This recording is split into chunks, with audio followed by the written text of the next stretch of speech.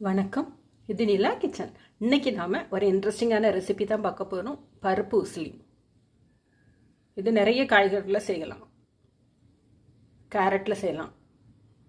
நான் இன்னைக்கு கொத்தவரங்காயில் செய்திருக்கேன். Carrot, beans, cauliflower, புடலங்காய் எதில் வேணாலும் பண்ணிக்கலாம்.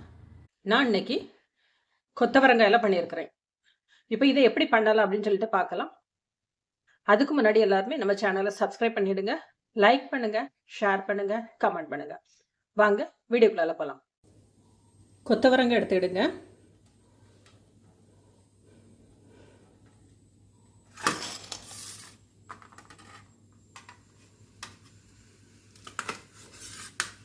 இதை சின்ன சின்னதாக கட் பண்ணிக்கிடுவோம். கொத்தவரங்காயை கட் பண்ணி எடுத்தாச்சு. இது இருக்கட்டும். ஒரு கப் அளவுக்கு கடலைப்பருப்பு ஊற வச்சு எடுத்துருக்கிறேன். இதுக்கு காரத்துக்கு தேவையான அளவுக்கு நான் ஒரு 3 வரமிளகாய் போட்டிருக்கேன்.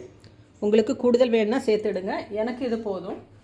1 டீஸ்பூன் சோம்பு, 1/2 டீஸ்பூன் ஜீரகம், இது கூட பெருங்காயம் ஒரு 1/4 டீஸ்பூன், மஞ்சள் பொடி ஒரு 1/4 டீஸ்பூன்.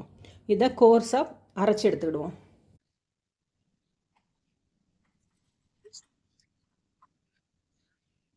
அரைச்ச பருப்பை ஒரு பிளேட்டுக்கு ட்ரான்ஸ்ஃபர் பண்ணிடலாம். இதை ஸ்டீமில் வேக வச்சு எடுத்துக்கிடலாம். மிக்ஸி ஜாரில் 1/2 டீஸ்பூன் ஜீரகம், 10 பல்லு வெங்காயம், இதை கோர்ஸாக அரைச்சி எடுத்துக்கிடுவோம். பேன் அடுப்பில் வச்சு கொஞ்சமாக எண்ணெய் விட்டுடுங்க. ஒரு 1/2 டீஸ்பூன் கடுகு போட்டுக்கிடலாம். கடுகு பொரியட்டும். கடுகு பொரிஞ்ச உடனே கருவேப்பிலை, வரமிளகாய், உளுந்தம்பருப்பு,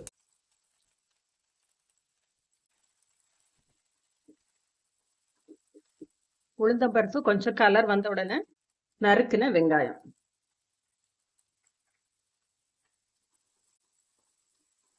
நல்லா வதங்கட்டும்.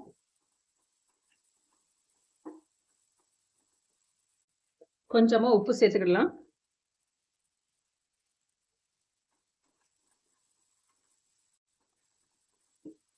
வெங்காயம் ஓரளவுக்கு டிரான்ஸ்பரண்டாக வந்துச்சு. இப்போ நறுக்கி வச்சிருக்கிற கொத்தவரங்காய்,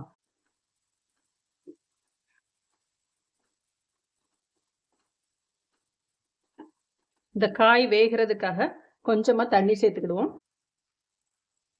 கொஞ்சம் உப்பு சேர்த்துக்கலாம் காய்க்கு மட்டும். சிம்மில் ஒரு 5 நிமிஷம் இருக்கட்டும். காய் நல்லா வெந்துடும். மூடி போட்டுடலாம். வேக வச்ச கடலைப்பருப்பு மிக்ஸி ஜாருக்கு மாற்றிடலாம். பல்ஸ் மோடில் அரைச்சி எடுத்துருவோம். தேங்காய், வெங்காயம், ஜீரகம் 3ம் சேர்த்து பல்ஸ் மோடில் அரைச்சி வச்சுருக்குறோம். அதுபோல் வேக வச்ச கடலைப்பருப்பு, காஞ்ச மிளகாய், ஜீரகம் சேர்த்து பல்ஸாக அரைச்சி வச்சுருக்கோம். இதை பல்ஸ் மோடில் அரைச்சி எடுத்துடலாம்.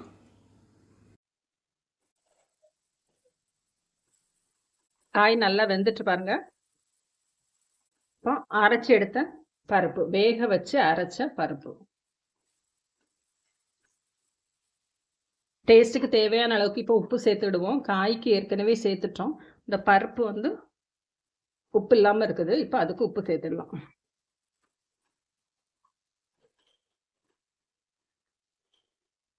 இந்த பருப்பு உசிலி கொத்தவரங்காயில் செய்யலாம். அதே டைமில் பீன்ஸு, புடலங்காய், காலிஃப்ளவர் எல்லாத்துலேயுமே நல்லாயிருக்கும். மெத்தட் எல்லாமே ஒன்று தான். அரைச்சி எடுத்த சின்ன வெங்காயம், சோம்பு, ஜீரகம், தேங்காய்,